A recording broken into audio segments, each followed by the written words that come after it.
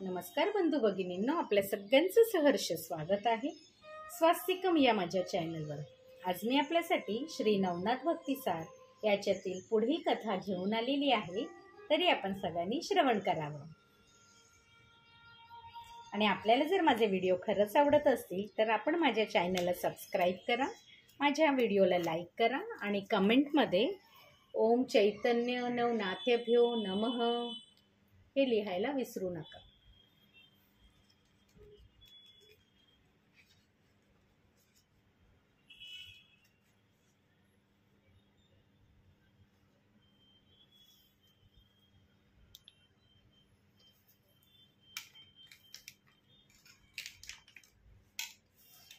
आपल्या सगळ्यांनाच माहिती आहे, मी 11 दिवसाचं पारायण करत आहे आणि आज त्यातील 9वा दिवस आहे। आणि या पारायणाचं संपुष्ट 11व्या दिवशीच म्हणजेच सोमवारी सोमवती अमावस्येला होणार आहे। सोमवती अमावस्येसारखा इतका पवित्र दिवस मला माझ्या पारायणाच्या समाप्तीसाठी मिळाला आहे, त्याच्यासाठी मी खूपच प्रसन्न आहे।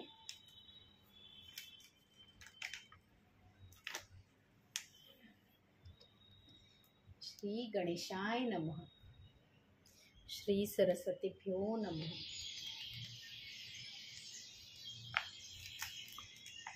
अध्याय 34 वीरभद्रांना जीवनदान दिले मच्छिंद्रांचा पूर्व देहात प्रवेश। अडंग वंगनाथ धर्मनाथ रेवणनाथ। श्री गणेशाय नमः। गोरक्षांनी झालेल्या युद्धात आपला वरदपुत्र वीरभद्र जळून भस्म झाला म्हणून भगवान शंकर शोक करू लागले। त्यांचे दुःख पाहून नाथजींना वाईट वाटले। ज्या शिवप्रभूंनी बद्रिकाश्रमात असताना आपली काळजी घेतली त्यांना असे दुःख देणे बरोबर नाही, असा विचार करून त्यांनी शिवजींना वीरभद्राची अस्थी आणण्यास सांगितले। त्याप्रमाणे त्यांनी युद्धभूमीत संचार करून ज्या अस्थीतून शिवनामस्मरण ऐकू येत होते त्या गोळा करत गोरक्षांपाशी आणल्या। त्यांच्यावर संजीवनीचा प्रयोग करून त्यांनी वीरभद्रांना जिवंत केले। उठून उभे राहताच ते पुन्हा युद्धात सिद्ध झाले। तेव्हा शंकरांनी त्यांना शांत करून सर्व प्रकार सांगितला। तेव्हा त्यांनी नाथजींशी सख्य केले। त्या समयी वादचक्रात भ्रमण करणाऱ्या इतर शिवगणांना खाली उतरवून गोरक्षांनी वीरभद्रासह त्यांचा सर्वांचा निरोप दिला। मच्छिंद्रांचा पूर्व देहात प्रवेश। मच्छिंद्रांच्या देहांची प्राप्ती झाल्यानंतर गोरक्षांनी चौरंगीसह प्रयाग गाठले आणि तेथील शिवालयात वस्ती करून त्या शवाचे रक्षण करत राहिले। एके दिवशी त्रिविक्रम राजाच्या रूपातील मच्छिंद्रनाथ त्या शिवालयात आलेले असताना गोरक्षांनी त्यांना भेटून शवाविषयी सर्व हकीकत सांगितली व पूर्व देहात प्रवेश करण्याची वेळ निकट आल्याची सूचना केली। तेव्हा धर्मनाथांना राज्याभिषेक करून येतो असे सांगून ते निघून गेले। पुढे एका शुभ मुहूर्तावर धर्मनाथांना राज्यावर बसवून त्यांनी मोठा उत्सव केला। त्यानंतर एका महिन्याने त्यांनी त्रिविक्रमाच्या देहाचा त्याग केला। ते वृत्त ऐकून गोरक्षांनी संजीवनी प्रयोगाने अस्थी मासांची रचना केली। अशा प्रकारे देह तयार होताच मच्छिंद्रांनी त्यात प्रवेश केला आणि तत्काळ उठून बसले। दहनविधीच्या वेळी नाथजींना जिवंत पाहून रेवती राणी चकित झाली। धर्मनाथांना पितृवियोगाचे खूप दुःख झाले होते, म्हणून तिने सर्व इतिवृत्त सांगून त्यांचे सांत्वन केले। त्यांनी मच्छिंद्रांची भेट घेऊन त्यांना गोरक्ष व चौरंगी यांच्यासह राजवाड्यात नेले। त्यांची वर्षभर उत्तम सेवा केली। निरोपाच्या वेळी मच्छिंद्रांनी धर्मनाथांना मी 12 वर्षांनी येईन आणि गोरक्षांकरवी तुम्हाला जोगदीक्षा देऊन बरोबर घेऊन जाईन असे सांगितले। अडबंगनाथ।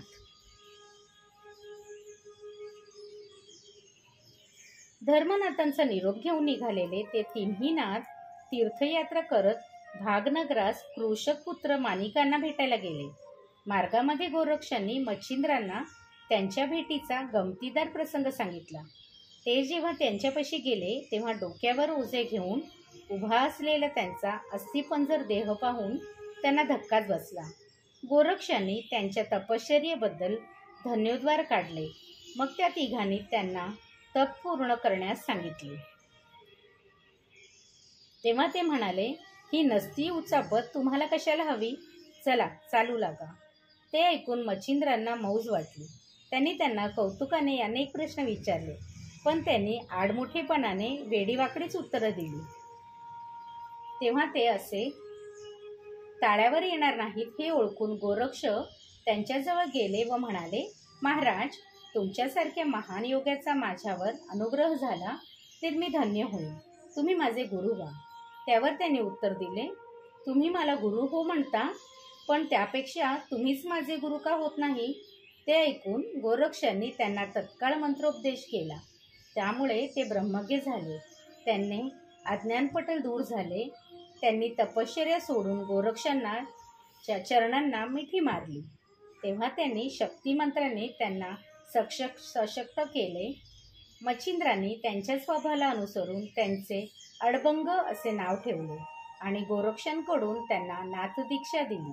मग त्यांना आपल्या समवेत घेतले। प्रवासात त्यांना सर्व विद्या शिकवल्या।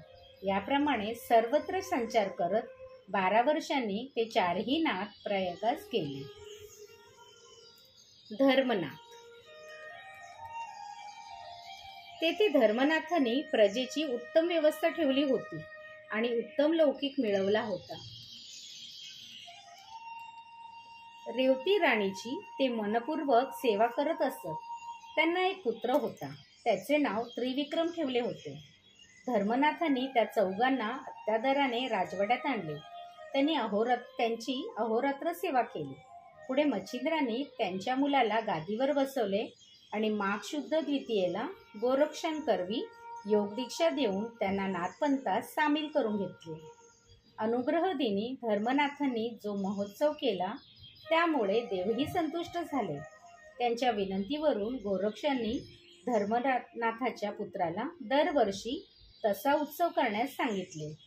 त्यामुळे ती द्वितीया धर्मनाथ बीज म्हणून प्रख्यात झाली।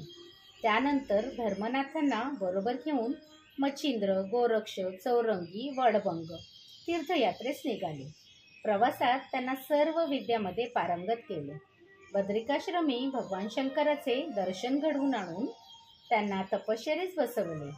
12 वर्षांनी त्यांचे तप पूर्ण झाल्यावर 4ही नाथांनी देवांच्या उपस्थित मोठा सोहळा केला आणि ते पुन्हा संचारार्थ निघाले। रेवणनाथ। पूर्वी ब्रह्मदेवाच्या वीर्यापासून 88,000 ऋषी उत्पन्न झाले। त्यावेळी त्यांचे थोडेसे वीर्य रेवा नदीच्या काठी पडले होते। कालांतराने चमसना नारायणांनी त्यात संचार केला। तेव्हा त्या रेतीतच एक बालक उत्पन्न झाले। त्याचे रडणे ऐकून सहनासारूप नावाच्या एका कुणब्याने त्यांना आपल्या घरी नेले। त्यांचे रेवण असे नाव ठेवले। त्यांचे उत्तम संगोपन केले। ते 12 वर्षाचे असताना एके दिवशी बैलांना चरण्यासाठी रानात गेले होते। योगायोगाने त्याच वाटेने दत्तप्रभू गिरनाराकडे जात होते। आकस्मिक त्यांचे बैल बुजले आणि जोरात पळू लागले। त्यावेळी त्यांना आवरण्यासाठी धावलेल्या रेवणाच्या धक्क्याने ते स्वतः आणि दत्तप्रभू असे दोघेही खाली पडले। त्या समयी त्यांच्या पवित्र स्पर्शाने रेवणाच्या मनावरील मायापटल दूर होऊन त्यांना आपण चमस नारायण असल्याचे ज्ञान झाले। त्यांनी दत्तचरणांना मिठी मारून अनुग्रह देण्याची विनंती केली। तेव्हा आपला वरदहस्त त्यांच्या मस्तकी ठेवून त्यांनी त्यांना एक सिद्धी दिली आणि पुढे निघाले। दत्तप्रभूंचे दर्शन आणि सिद्धीच्या लाभाने संतुष्ट झालेले रेवण बैलांना शोधून काढून शेताकडे निघाले। अध्याय 34 समाप्त। श्री दत्तप्रभू पर्णमस्तु। शुभं भवतु, शुभं भवतु, शुभं भवतु। ओम चैतन्य नाथेभ्यो नमः। ओम चैतन्य नाथेभ्यो नमः। ओम चैतन्य नाथेभ्यो नमः।